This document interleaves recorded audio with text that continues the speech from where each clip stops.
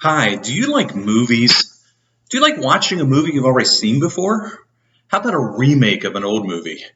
It's amazing how many times Hollywood directors go back to an older movie with a good story and then they do it all over again for a new generation with a new cast and a new soundtrack and perhaps some new angles for a culture that's changed a bit since the last time.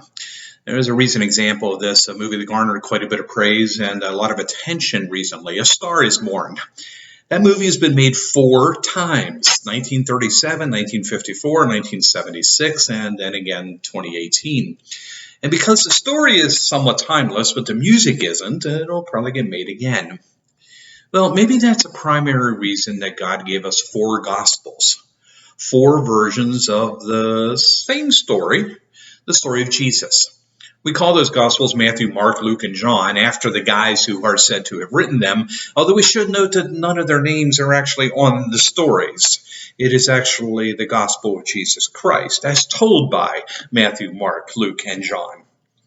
It would have been enough, perhaps, to hear the story of Jesus once. But if that's all we were been given, we would have only heard it from one perspective. And, Joanne is fond of saying, well, we see from where we stand. And if we only had Matthew's version, then we'd see Jesus only from where Matthew stood, from only through his eyes, which are good eyes, but there's more to see. So each remake of the story reveals some things that the others don't emphasize quite as much or tell us nuances about Jesus that we would otherwise miss.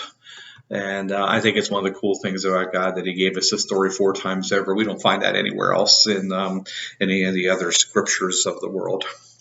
Now, it's not that the four gospel writers intentionally set out to do four different versions, by the way, at least not to begin with. It wasn't a planned effort.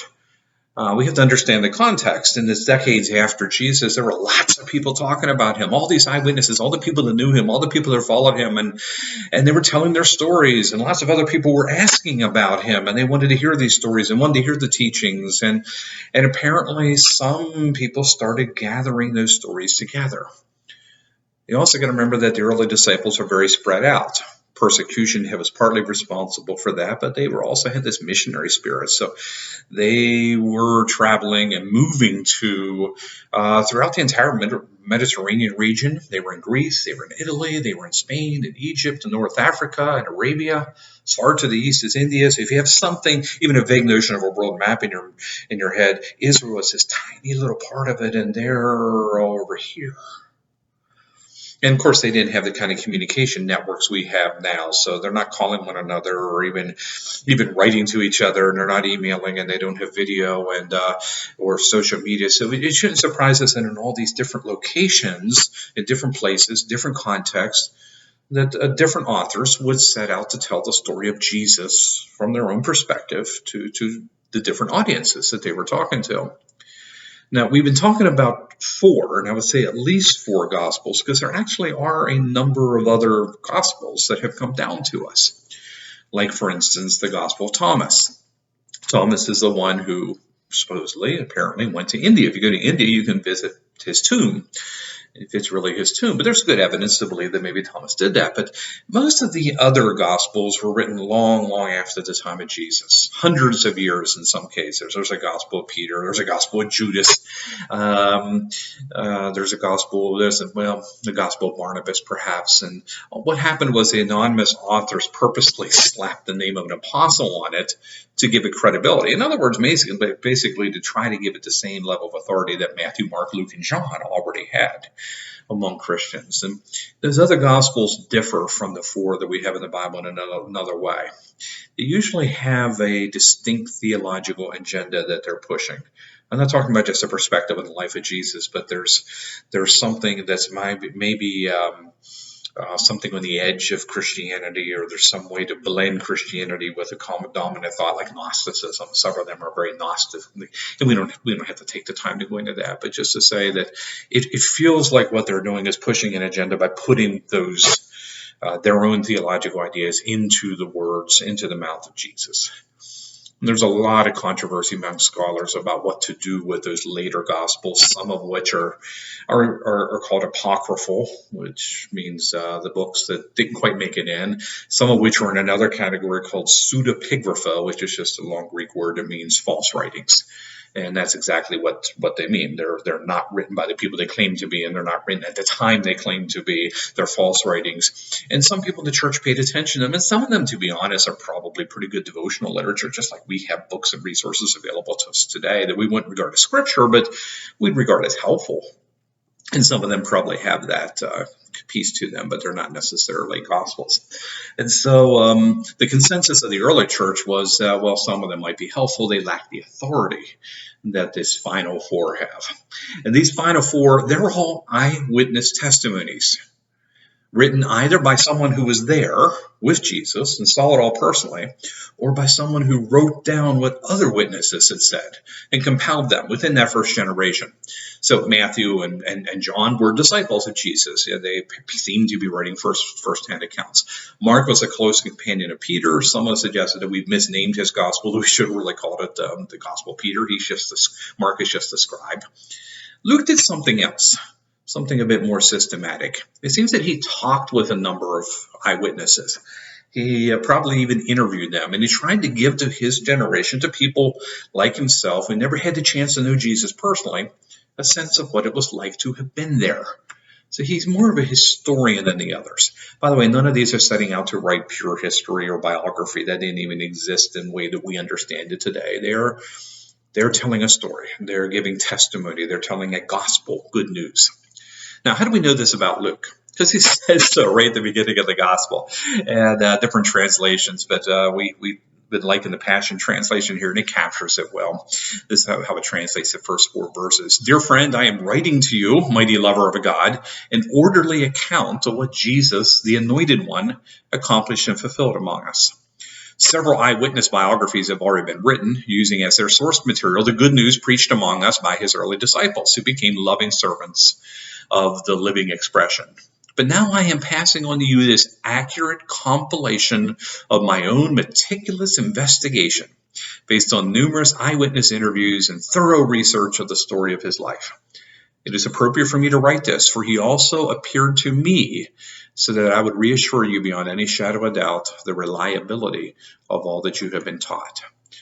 By the way, we have no idea what that experience was where Luke says that Jesus appeared to him, but he's trying to give some credibility to what he's saying here in these first few verses. And by the way, you're going to see a similar introduction to the book of Acts, because it was also written by Luke. In fact, these are really volumes 1 and 2 of the same book that scholars sometimes call Luke Acts. They were split up when the New Testament was compiled because John's fourth gospel was added last. It was the last one written. It's different in a number of ways than those of Matthew, Mark, and Luke, so it got added as the fourth one, and so we miss sometimes the connection between Luke's story of Jesus, which is his gospel, and Luke's story of the first Christians, which is the book of Acts. In Acts, by the way, he's an eyewitness himself to some of the stuff he's writing. You can tell that every once in a while he stops talking about them or they, and starts talking about we. And then we went to Troas, and you know that Luke is part of the story there. Now I want to note just real quickly here the differences, some of the differences between the four Gospels. And in another video, I'll get more into Luke himself. I said the early Christians were telling and compiling stories of Jesus in all these places where they were living and serving. Most Bible scholars believe now that there's probably an early collection that was helpful to Matthew, Mark, and Luke, because they seem maybe to be tapping into sometimes some of the same stuff. They don't know who wrote it, and it sounds a little James Bondish, but they call it Q, which is just the German initial for Quell, which means source. And nobody knows if this actually exists, and it existed at one point. It doesn't anymore. But there's a theory that maybe there was an early collection. It doesn't really matter. The point is that Matthew, Mark, and Luke share a lot of material in common, and so they're called together the Synoptic Gospels. And synoptic means to look through the same eyes. But that's not entirely true, because while they're telling some of the same stories, they had different audiences in mind. And as they wrote, they told the stories a bit differently, or they picked different ones to tell sometimes. John, at the end of his gospel, says there was so much to write about Jesus that the earth could not contain the scrolls. So each of the gospel writers had to pick and choose a bit. So it might be helpful to know who they were writing to and how that affected what they wrote. Let's start with Mark. Mark almost certainly wrote the first one from Peter's own stories, as well as other sources. It's the shortest one, written largely to a Roman audience. He's emphasizing Jesus' power and his authority. Romans respected, and they needed to hear that about Jesus. So in Mark, we find Jesus doing a lot of miracles and giving commands and being in something of a hurry. Mark uses the word immediately a lot. This is Jesus on a mission and moving intentionally to get her done. Mark spends half his gospel, by the way, just on the crucifixion because he's trying to do this dramatic encounter between power and how Jesus surrendered one kind of power in order to demonstrate another kind of power. Now, Matthew is written next, and he uses some of Mark's stuff, but he's got a lot of new stuff. In fact, he has the longest gospel. He's writing to a Jewish audience, so he's emphasizing that Jesus is the Messiah. He references the Old Testament an awful lot. He sort of sets up Jesus as a second Moses. Matthew records more of Jesus' teachings than others. He has this long sermon, 3 chapters devoted to the Sermon on the Mount, which was probably the standard message that Jesus taught in different places. And Matthew piles together probably the whole sermon, or at least a good part of it. He has entire chapters full of parables, too. Matthew 13 is like that. So for Matthew, Jesus is the fulfillment of God's promises to Israel and to the world. Luke is next. I won't say as much here. I'll do so in another video. But he uses some of the same stuff that Matthew and Mark do, but he seems more focused on what it was like to be there, experiencing Jesus.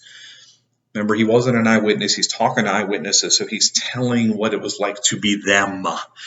He's writing largely to Greeks who had this idealized vision of the human person, even the human body. So Luke is presenting Jesus as a human more than as divine. The other piece is there. It's not that he's ignoring one, but he's really emphasizing the humanity of Jesus. A human who lived life right, cared about other humans, particularly the ones that others didn't. So there's a lot of women, children, other marginalized groups in Luke's Gospels, an awful lot of people at the bottom of the socioeconomic ladder. Luke seems to care about that. A lot of healing of the body. Finally, John. John writes several decades after the others. He probably does know their Gospels. So he seems to be intentionally writing stuff that hasn't been told too much yet. There's only one miracle story that's in all 4 Gospels. It's the feeding of the 5,000. So that's one we pay attention to because all 4 of the Gospel writers thought it was important. But John picks a number of other stories that the others didn't pick up on. He's more philosophical than the others. He taps into a bit of Greek philosophy. He's trying to present Jesus as the revelation of God, the wisdom of God, the power of God, come to earth in human flesh. Incarnation is very important to John. He very intentionally chooses 7 acts that Jesus did. We call them miracles, but he calls them signs. And he picks these 7 because he thinks that they make his point about who Jesus was. And by the end of the gospel, it's a very evangelistic message. He's not just trying to say this is who Jesus is, but by the end of the message, he really wants the reader to buy into the fact that Jesus is God in the flesh, God come to earth, God come to redeem the world. So there are the 4 Gospels, and why the Holy Spirit in the early church probably thought that all 4 were necessary, and why some remakes of the first telling were helpful to different audiences, including our own, because we respond differently to those 4 Gospels, and different times in history people responded differently, and different cultures respond differently. And one of the things we think is that the Gospel of Luke has particular appeal to this generation, and therefore we're going to spend several weeks looking at the Gospel of Luke in particular, and I'll do that more fully in the next video.